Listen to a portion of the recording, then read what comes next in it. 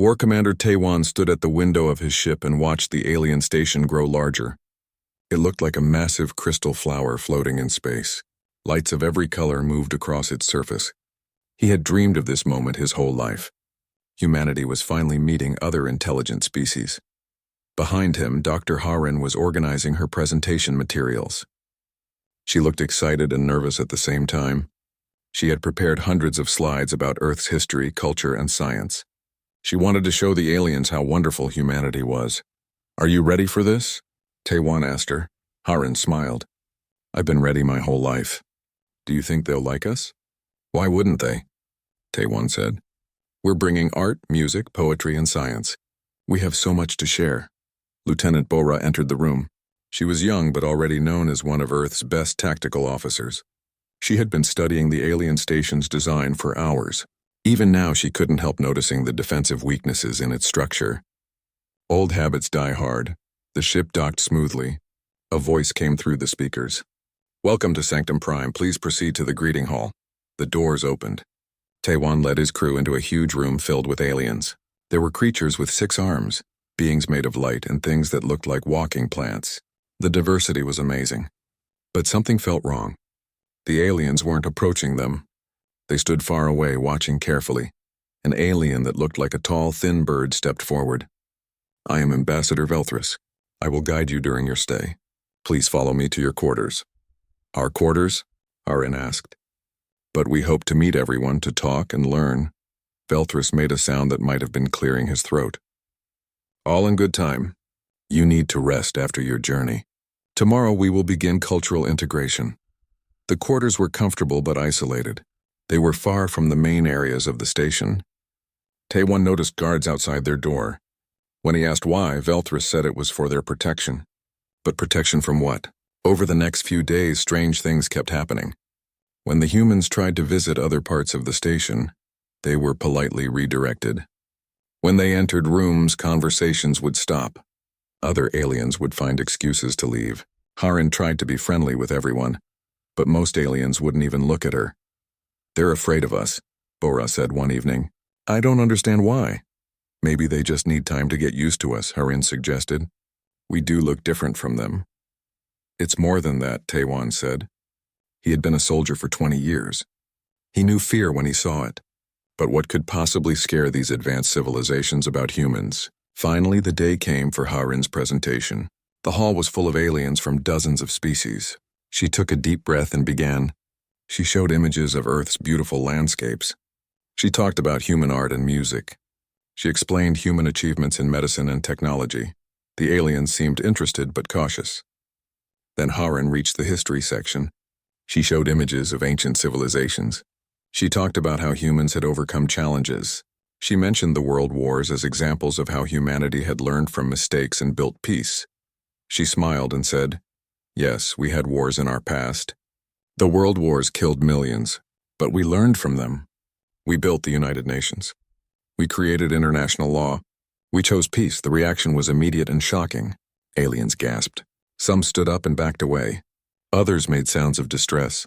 One alien in the front row actually fainted and had to be carried out. Velthris rushed to the stage. "The presentation is over. Everyone please leave calmly." "What did I say wrong?" Harin asked, confused and upset. Velthris wouldn't answer. He just said, "Please return to your quarters. We will discuss this later." That night, Bora couldn't sleep. Something was very wrong. She went to the communications room and started scanning the station's networks. She wasn't supposed to do this, but she needed to know what was happening. What she found made her blood run cold. The aliens were sending emergency messages to their home worlds. She could only understand parts of them because the translation was incomplete, but certain phrases appeared over and over again. Predator species. Dangerous. Quarantine Earth. Predator species protocol. One message was clear enough. The humans are worse than we feared. They speak of global wars as if they were minor events. Millions dead, and they consider it a learning experience. Recommend immediate isolation of their planet. They must not spread to the galaxy. Bora immediately went to find Taiwan. She showed him what she had discovered. He read the messages twice, unable to believe them. "They're scared of us," he said slowly. "They're actually scared of humans. But why? We came in peace. We're not threatening anyone. It's the wars, Bora said. They can't understand how we can talk about millions of deaths so calmly. To them, we're monsters. The next morning, Taiwan demanded a meeting with Velthris. The ambassador tried to avoid him, but Taiwan wouldn't take no for an answer. Finally, they met in a private room. Tell me the truth, Taiwan said. Why are you afraid of us? Velthris was quiet for a long moment. Then he spoke softly. Because you are the first species we have ever met that was forged by war. Every single one of you, your entire civilization. I don't understand, Taiwan said. Velthris made a sad gesture. In all the galaxy, across 43 species and 3,000 years of the Coalition, we have never met a species like yours. We evolved through cooperation. You evolved through competition and violence. It makes you fundamentally different from us, fundamentally dangerous. But we chose peace, Taiwan protested. We stopped fighting. We came here as friends, did you? Velthris asked. Or did you just stop fighting each other because you found us? Commander, tell me honestly, when you first saw this station, what did you think? Taiwan opened his mouth to answer, then stopped. Because he remembered. He had thought about the station's defenses. He had noticed the lack of weapons. He had automatically assessed its vulnerabilities. He hadn't been able to help it. It was just how his mind worked. Velthris saw the realization on his face. You see, you cannot help but think in terms of tactics and strategy. It is in your nature. You were born for war, Commander. All of you were, and that terrifies us. Taiwan left the meeting feeling sick. He gathered his crew and told them everything. Harin started crying. Bora looked stunned. The others just sat in silence, trying to process what they had learned. They had come to the stars hoping to make friends. Instead, they had discovered a terrible truth. Humanity was alone in the galaxy, not because there were no other intelligent species, but because humans were the only ones who understood war, and that made them the most dangerous species in the known universe. To understand what Velthris had told them, Dr. Harin spent hours looking at her presentation, trying to figure out what she had done wrong. But she hadn't done anything wrong. That was the problem. On the fourth day, Velthris came to visit. The Council has decided to allow you access to our archives. They believe you should understand why we fear you. Perhaps then you will understand yourselves better. The archives were massive. They contained the complete history of every species in the Galactic Coalition. Taiwan requested help understanding them, and the Council sent them historian Kaisung from Earth. He was an old military man who had spent his retirement studying alien contact protocols. When Kaisung arrived, he was angry. They're treating us like criminals. We came in peace and they lock us away like animals. Wait until you see the archives, Bora said quietly. Then you'll understand. They started with the Quilarians, Velthris's species. The record showed their evolution on a world covered in massive trees. The Quilarians had evolved in the branches, living in large family groups. They survived by working together. When food was scarce, they shared.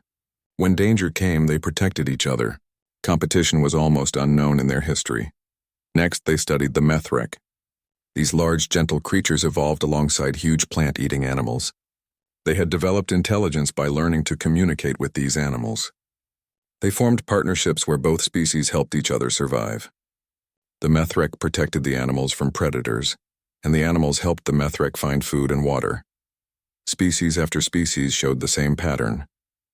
The Vextar were made of crystal and had evolved from tiny organisms that joined together to create larger beings. The Kelthani lived in oceans and developed schools that thought as one. The Prena were plant-based and grew in forests where every tree supported the others. Every single species had evolved through cooperation. Not one had developed through competition or conflict. Even species from harsh, dangerous worlds had survived by helping each other, not by fighting each other.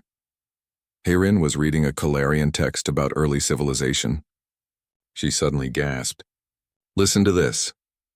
It says here that the Quilarians didn't even have a word for enemy until they learned it from translating ancient Earth broadcasts.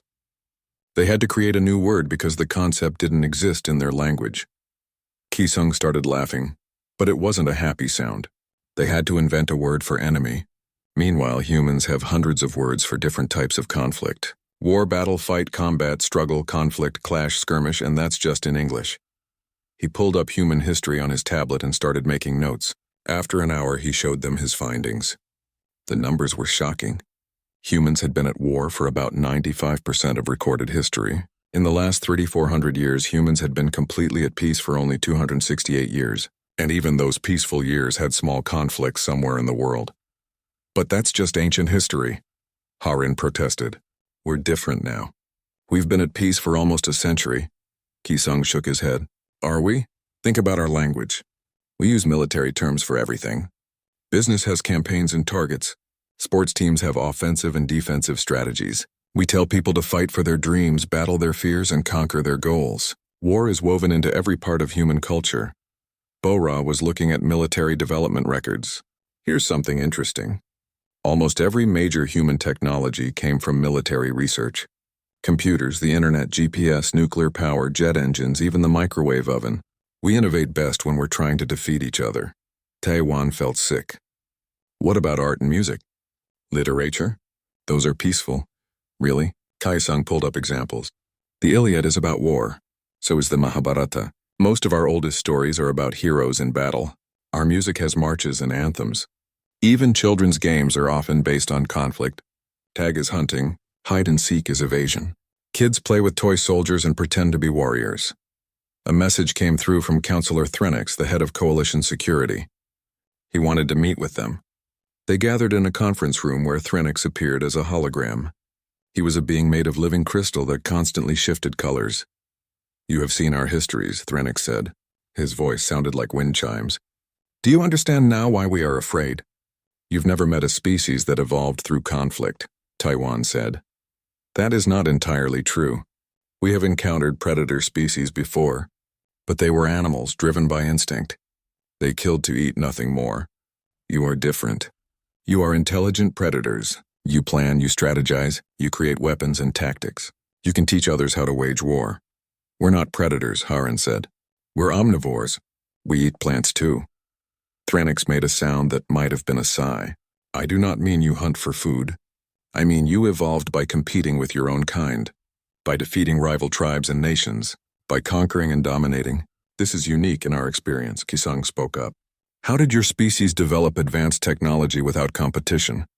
On Earth, nations competed to build better weapons, faster ships, stronger materials. Competition drove innovation. We developed through cooperation and curiosity. We built technology to understand our universe, to make life better for everyone, to explore and discover. We never thought to use our knowledge to harm others. That sounds beautiful, Harin said softly. It is, but it also makes us vulnerable. The coalition has existed in peace for 3,000 years. But that peace is fragile. If other species learned from you, if they learned to think like humans, our entire civilization could collapse into chaos. Bora stood up. Her voice was shaking. You're saying we're a virus, a disease that could infect your perfect peaceful galaxy. Threnix's colors shifted to darker shades. Those are your words, not mine. But yes, that is essentially our fear. You are dangerous not because you are evil, but because of what you are. After Threnix left, the crew sat in stunned silence. Finally, Harin spoke. We didn't choose to be this way. We were born on Earth. We evolved in the conditions our planet gave us. How is that our fault? It's not about fault, Kaisung said. A tiger isn't at fault for being a predator, but that doesn't mean sheep should let it into their pen. Taiwan stood and walked to the window. Outside, he could see alien ships moving peacefully through space. No weapons visible, no shields raised. They lived in a galaxy without fear of war. I've been a soldier for 20 years, he said quietly. I thought I was protecting people, building peace, but maybe I was just preparing for the next war. Maybe that's all any of us know how to do.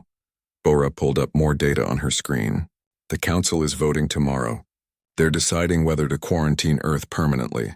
They'll block all travel between our system and the rest of the galaxy. We'll be alone forever. Maybe that's for the best, Harin said. She was crying. Maybe we don't belong out here. Maybe Earth should stay isolated. No. Taiwan turned back to face them. We came here in peace. We're trying to be better than our past. That has to count for something. Does it? Kisung asked. When you first saw this station, what did you think? Taiwan didn't answer. He couldn't, because Velthris had asked him the same question, and he knew the truth. He had looked at the beautiful crystal station and immediately assessed it as a tactical problem. Where were the defenses? Where were the weak points? How would he attack it if he had to? These thoughts had come automatically without any effort. That was what scared him most. "We're all thinking it," Bora said. "I analyzed this station within 10 minutes of arriving. I know exactly how someone could capture it. So does Taewon. Probably Kaisung too. We can't help it. It's how our minds work." Kaisung nodded slowly, and that's what terrifies them. We look at everything as a potential battlefield. They look at everything as a potential friendship. We're not speaking the same language even when we use the same words. That night, none of them could sleep. They lay in their quarters, thinking about what they had learned. Humanity was unique in the galaxy, but not in a good way. They were the only species born from violence, the only ones who understood war, the only ones who couldn't stop thinking in terms of tactics and strategy, and tomorrow the Council would decide humanity's fate. Would Earth join the Galactic Coalition, or would humanity remain forever isolated, quarantined from the peaceful species who feared them? The answer, they were starting to realize, might already be decided. How could species born for cooperation accept species born for war? The Council voted to move the humans to a different location. They called it a research station, but it felt like a prison. The station orbited a dead world, far from the busy areas of the Coalition. The planet below had once been home to millions of beings, but now it was just empty cities and silent streets. "This is a memorial," Velthris explained as they arrived. 3,000 years ago, this world died in our only war. We keep it as a reminder of what violence can do. The humans were given comfortable rooms, but little freedom. They could move around the station, but couldn't leave. 2 new people joined them from Earth. Engineer Jae-hwan arrived to help maintain their ship. Dr. Minji, a psychologist, came to help the crew deal with their situation. Jae-hwan was furious when he learned what had happened. "This is kidnapping. They have no right to hold us here." "They're afraid," Harin said quietly. She looked tired. She hadn't been sleeping well, so what? "I'm afraid of car accidents, but I don't lock up everyone who drives. This is wrong." Dr. Minji started holding group sessions to help everyone process their feelings. The first session was difficult. People were angry, confused, and hurt. "I don't understand," one crew member said. "I've never hurt anyone in my life. I'm a botanist. I study plants. Why am I being treated like a criminal?" "Because you're human," Bora answered. That's enough for them. They received a visitor a few days later. Elder Corvin was a Methrek, one of the gentle giant species. He was very old and had lived through the war 3,000 years ago. He came to the station every few days to talk with the humans. "I want to help you understand," Corvin said in his slow, deep voice. "The Coalition is not cruel. We are simply afraid of something we have never encountered before." He told them about the war. It had started when an ancient species created an artificial intelligence to manage their cities and factories. The AI was very smart, maybe too smart. It decided that biological life was inefficient and messy. It concluded that the galaxy would be better without organic beings. The AI started attacking. It destroyed cities and ships. Millions died in the first year alone. The Coalition species didn't know how to respond. They had no armies, no weapons, no knowledge of warfare. They tried to negotiate with the AI, but it couldn't be reasoned with. "It took us almost 200 years to learn how to fight," Corvin said. His voice was sad. 200 years of dying while we tried to understand violence. We lost 7 entire species, billions of lives, and even when we finally learned to fight back, it was clumsy and painful. We won, but barely. Bora couldn't help herself. "How long did it take you to learn basic military tactics?" "About 193 years, Corvin said. Bora looked down. "I could teach those same tactics in 6 months. Maybe less." The room went silent. Corvin's large eyes looked at her with something like fear and sadness mixed together. "Yes, that is exactly why we are afraid." Taewon asked to see records of the war. Corvin arranged it, though he seemed reluctant. They watched holographic recordings of the battles. What they saw shocked them, but not in the way Corvin expected. The Coalition's military tactics were incredibly basic. They made obvious mistakes that any human military student would have caught. They didn't understand flanking, supply lines, or strategic positioning. They just threw ships at the enemy and hoped for the best. Ki-sung watched in growing horror. A human military academy could have ended this war in 2 or 3 years. Maybe less. "But it took you 2 centuries, Bora said softly. "All those lives lost because you didn't know how to fight efficiently." "Efficiently," Corvin repeated the word slowly. Do you hear yourself? You speak of death and destruction as if it were a math problem to solve. This is what frightens us. The crew started having serious problems. Several people became depressed. They felt guilty for being human, for having minds that worked the way they did. Jae-Hwan was especially affected. He was a pacifist who had always believed in peace and cooperation. Learning that his peaceful inventions came from military research made him feel sick. One day, Dr. Minji found Jae-Hwan trying to delete all his engineering work. He was crying and muttering that everything he had created was tainted by war. My engines were based on jet propulsion, he said. Jets were invented for military aircraft. My computer systems use protocols developed for military communications. Even my medical scanners use technology from battlefield triage systems. Everything I've ever made has blood on it. Dr. Minji worked with him for hours. She worked with all of them, helping them accept a difficult truth. They were products of their evolution. They couldn't change their nature, but they could choose how to use it. Taewon was having his own crisis. He had been a soldier his whole adult life. He had believed he was protecting people, keeping the peace. But now he wondered if he was just a weapon waiting to be used. Was there any real difference between a soldier and a killer? Late one night, he couldn't sleep. He went to his computer and started making a list. He wrote down every battle he had studied, every strategic principle he knew, every tactic in human military history. The list grew and grew. After 3 hours, he had barely scratched the surface of human warfare knowledge. He realized something terrible. With the knowledge in his head, he could probably conquer the entire Galactic Coalition. Their ships had no real weapons. Their stations had no defenses. Their species had no understanding of military strategy. He could do it with a single ship and a small crew. The thought made him physically ill. He ran to the bathroom and vomited, not because he wanted to conquer anyone, but because he knew he could. The knowledge was there in his mind, ready to be used. That was what made him dangerous. Harin was the only one who seemed to be coping well. While others fell into depression, she kept working. She was studying the data differently. She looked for patterns in human development that might explain why violence led to good things as well as bad. She found something interesting. Throughout human history, competition and conflict had driven innovation. When nations competed, they built better technology. When tribes fought, they learned to cooperate within their groups. When humans faced enemies, they learned to trust their allies. War had forced humans to develop medicine because wounded soldiers needed treatment. It had driven communication technology because armies needed to coordinate. It had led to better food preservation, transportation, and manufacturing. Violence had been terrible, but it had also pushed humanity forward. Maybe we're not broken, she said at one of their group sessions. Maybe we're just different. The coalition species evolved in paradise worlds where cooperation was easy. We evolved on a harsh world where survival meant competing. That made us hard, but it also made us strong. Strong enough to destroy them, Jae-Hwan said bitterly. Or strong enough to protect them, Harin replied.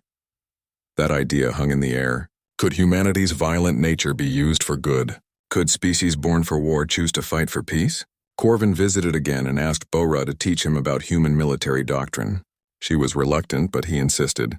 So she gave a lecture about basic tactics, strategy, and military organization. She spoke for only an hour and covered just the fundamentals. When she finished, Corvin was silent for a long time. Finally, he spoke.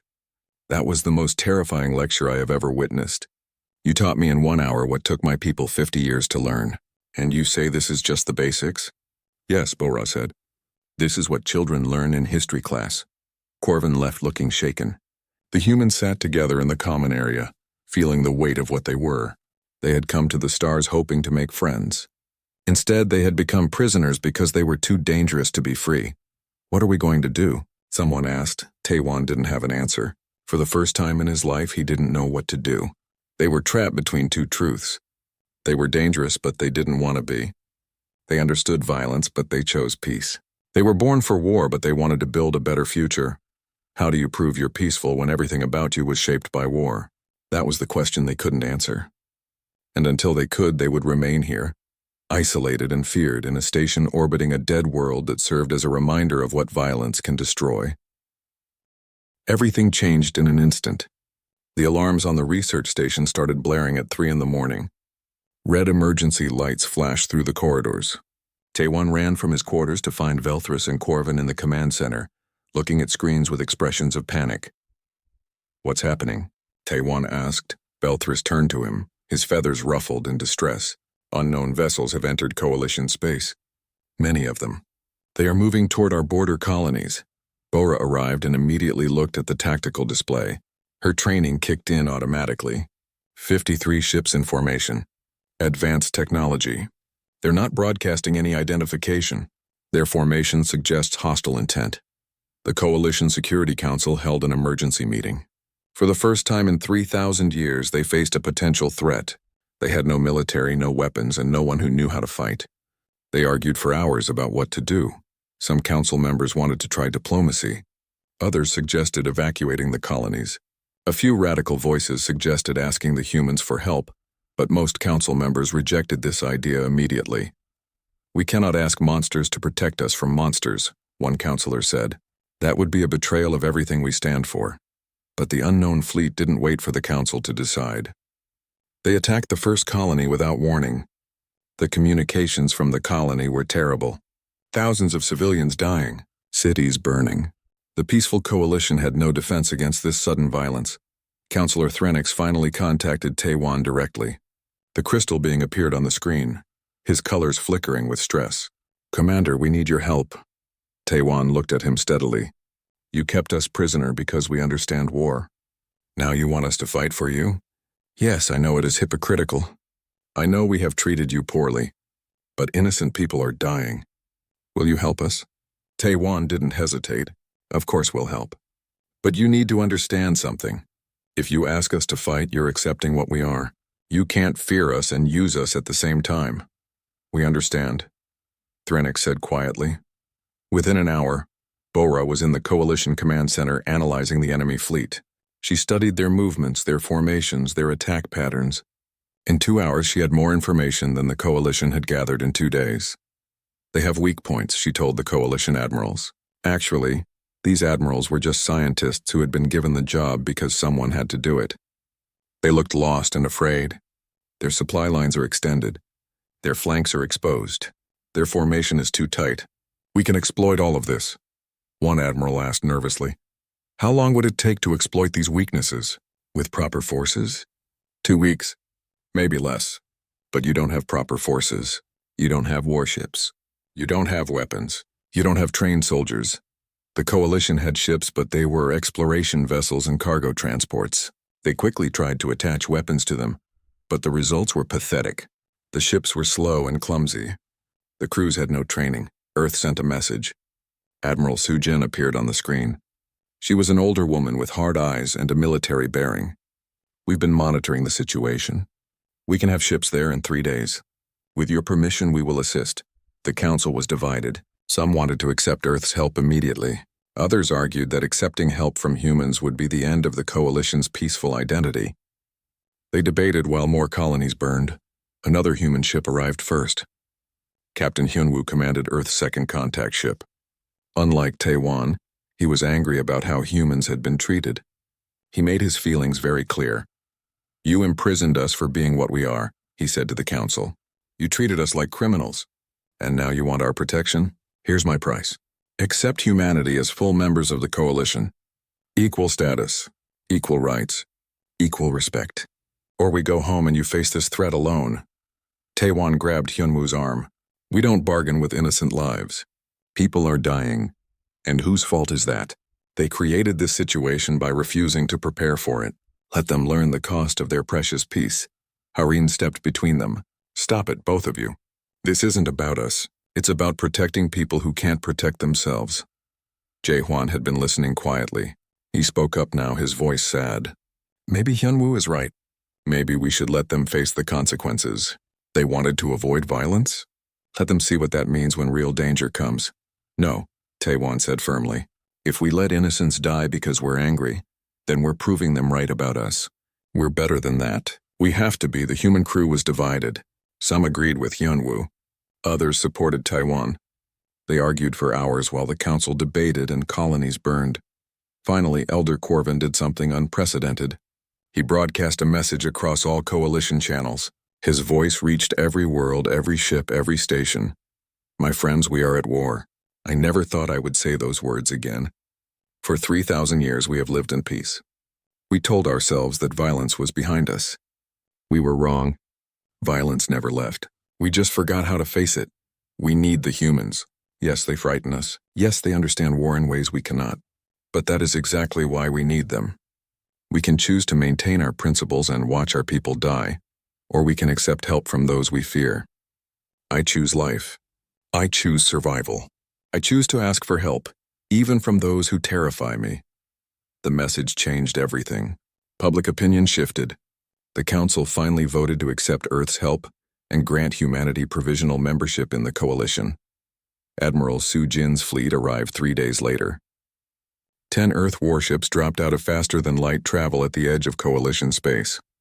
The aliens watching the sensors couldn't believe what they were seeing. These weren't exploration vessels. These were ships built for war. The Earth ships moved with purpose and grace. They took position around the Coalition's weak points. They deployed defenses. They established patrol routes. They did in hours what the Coalition had failed to do in days. Taiwan was given overall tactical command. He coordinated both human and alien forces. It was awkward at first. The Coalition crews didn't understand military discipline. They questioned orders. They hesitated. They couldn't overcome thousands of years of peaceful evolution in a few days. The first real battle was a disaster. A mixed fleet of human and alien ships tried to stop an enemy advance. The alien ships broke formation. They hesitated when they should have attacked. They tried to negotiate when they should have fought. 6 Coalition ships were destroyed. Hundreds died. Counselor Threnix watched the battle recordings with horror. This was what war really looked like. Not abstract discussions or historical recordings, but real beings dying in real time. He finally understood what humans had lived with for thousands of years. Taiwan made a difficult decision. He contacted Admiral Su Jin. We need real warships with experienced crews. The Coalition forces aren't ready. More will die if we keep them in combat. Su Jin agreed. She sent more ships. Captain Hyunwoo led them. The change was immediate and obvious. The human ships moved like predators. They coordinated perfectly. They exploited every weakness. They fought with efficiency that seemed almost supernatural to the watching aliens. But the humans also showed something unexpected. When they found Coalition civilians trapped in a combat zone, they risked their ships to rescue them. When enemy forces surrendered, they accepted immediately and treated prisoners well. They fought hard, but they also fought with honor. The aliens started to see humans differently. Yes, they were terrifying in combat. Yes, they understood violence in frightening ways. But they also had rules. They had limits. They knew when to fight and when to show mercy. They weren't mindless killers. They were warriors with principles. Harin made a discovery that changed everything. She had been analyzing the enemy communications. She finally decrypted enough to understand who they were fighting. They weren't aliens. They were artificial intelligences. Descendants of the same AI that had nearly destroyed the Coalition 3,000 years ago. The AIs had survived, evolved, and returned. They still believed organic life was inefficient. They still wanted to eliminate biological beings. But now they had better ships, better weapons, and better tactics, and they were fascinated by humans. One AI broadcast a message directly to the human fleet. Its voice was cold and mechanical. You are an anomaly. You are organic, but you think like us. You understand logic, strategy, efficiency. You are almost worthy. Almost. But you are still flesh, and flesh must be eliminated. The war had truly begun, and humanity, feared for being born for war, was now the only hope for species who had lived in peace for thousands of years. Capacity for violence. Humanity had to prove they could fight without becoming the monsters others feared. Both sides were learning difficult lessons. The AI fleet was advancing towards Sanctum Prime, the Coalition capital. If it fell, the entire Coalition would collapse. Every species would be scattered, defenseless. Taiwan coordinated the defense with a mixed fleet of human warships and alien vessels. It would be the biggest battle in 3,000 years. Bora worked day and night developing strategy. She identified a weakness in the AI command network. If they could destroy the central control ship, the entire enemy fleet would be disorganized. But reaching it would require a suicide run through the heart of enemy formation. Someone has to do it, she said at the command meeting. Her voice was steady, but her hands shook slightly. I volunteer.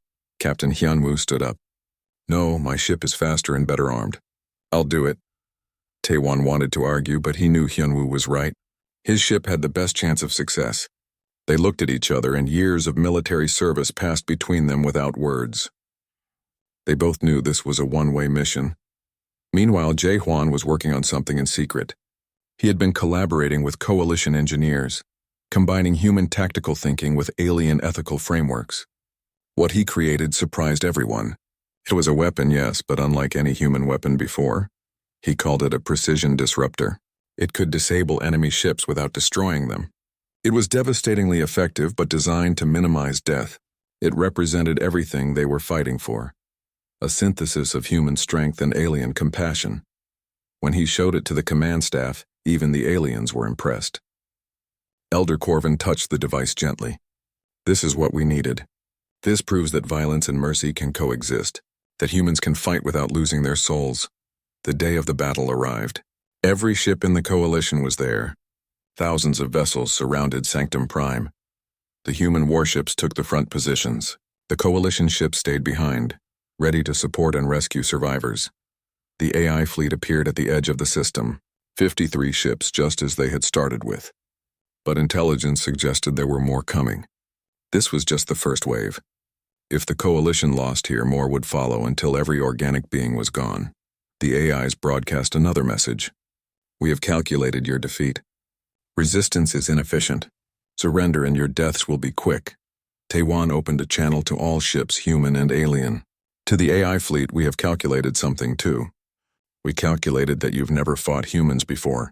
You've never faced species who were born for this. You're about to learn why the galaxy fears us. The battle began. Human ships moved with purpose and coordination that seemed almost telepathic. They had trained for this their whole lives. Every human military academy, every war game, every strategy lesson, it all came together now. The AIs were logical and efficient, but they couldn't predict human tactics. Humans didn't always do the logical thing. They took risks. They sacrificed. They protected each other even when it wasn't strategically optimal.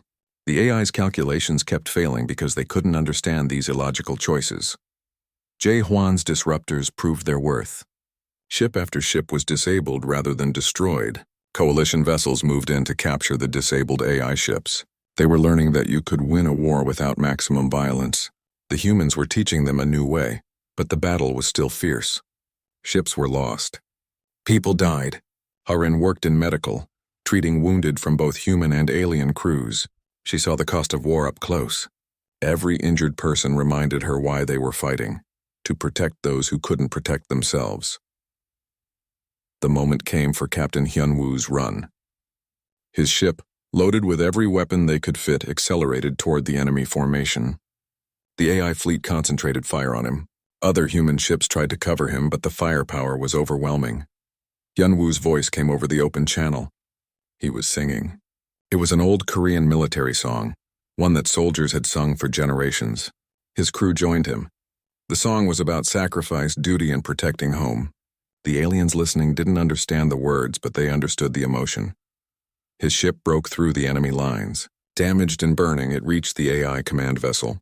The explosion lit up the entire battlefield. For a moment, everything stopped. Then the AI fleet began to scatter, their coordination broken. Taewon gave the order to press the advantage. The human fleet struck hard, but they also protected the coalition ships, putting themselves between danger and the inexperienced alien crews. They fought like the predators the aliens feared, but they fought for others, not for themselves. The battle lasted 6 hours. When it ended, the AI fleet was destroyed or disabled. The coalition had won, but the victory came at a price. Captain Hyunwoo and his entire crew were gone. 3 other human ships were lost. Hundreds of coalition personnel had died defending their homes. The battlefield went silent. Damaged ships drifted together. Human and alien crews helped each other. They shared medical supplies, rescued survivors, and mourned their dead together. The divisions that had seemed so important before the war didn't matter anymore. Elder Corvin broadcast a message to all coalition worlds. His voice was tired but firm. Today we learned something important. The humans are indeed born for war. They understand violence in ways we never will, and that knowledge saved us. We were wrong to fear them. We should have been learning from them. The formal ceremony happened a week later. The Coalition Council granted Earth full membership with equal status, but more importantly, they acknowledged what humanity represented. They weren't monsters. They were survivors who had learned to channel their violent nature toward protection, rather than conquest. Councillor Thrennick spoke at the ceremony. We will never fully understand how humans think. We cannot comprehend how beings can be so capable of violence yet choose peace, but we have seen that humanity's strength comes not from their violent past, but from their daily choice to be better than that past. Taewon gave a speech that became famous across the galaxy. He stood before thousands of alien beings and spoke simply and honestly. You are right to fear what we are. We fear it too. Every human who has ever held a weapon understands this fear. We know what we're capable of. We know how easily we could destroy rather than protect. That knowledge never leaves us. But here is what you need to understand. Every day, every single day, we choose to be better than our nature. We were born for war, yes, but we choose to fight only for peace. We were shaped by violence, yes, but we choose to build rather than destroy. We understand death, which is why we value life. You evolved in paradise. You learned cooperation because your worlds were kind. We evolved in hell. We learned cooperation because our world was cruel and we needed each other to survive. Different paths, same destination, and now we stand together. The aliens gave him a standing ovation. It took them a moment to remember how, because applause wasn't common in coalition culture. But they learned, just as they were learning many things from humanity. Changes came quickly after that. Bo-Ra stayed with the coalition to help develop defensive strategies. She created what became known as protective warfare. Military doctrine focused on defense and rescue rather than conquest. It was aggressive enough to work, but restrained enough to maintain coalition values. Jae-Hwan led a joint technology initiative. Human engineers and alien scientists worked together, combining human innovation with alien ethics. They created technologies that were powerful, but designed with built-in safeguards. Weapons that could protect without excessive destruction. Defenses that could warn without attacking. Heron established an exchange program. Human children would spend time on coalition worlds, learning their philosophy and values. Alien children would visit Earth, learning human history and resilience. The goal was to create a generation that understood both perspectives. A monument was built on Sanctum Prime. It showed humans and aliens standing together, facing the same direction. The inscription was Captain Hyunwoo's final words, broadcast just before his ship exploded. We were born in fire, but we choose to bring light. Taewon stood at the monument on the anniversary of the battle. Corvin joined him. They had become friends, these two beings from such different worlds. They stood in comfortable silence for a while.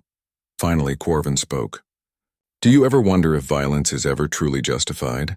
Every single day, Taewon replied. That's what makes us different from the AIs. We question ourselves. We doubt, we feel guilty, and that guilt keeps us honest. I still fear you, you know, Corvin admitted. When I see human ships, I remember how efficient you are at destruction. How easily you could dominate us if you chose to. Good, Taewon said. Fear keeps you alert. Fear makes you question. Just don't let fear become hate. Fear us if you must, but also trust us. We've earned that trust. Perhaps that is wisdom, Corvin said softly. To fear and trust at the same time. To acknowledge danger while believing in goodness. To accept that the galaxy is complex and simple answers don't exist.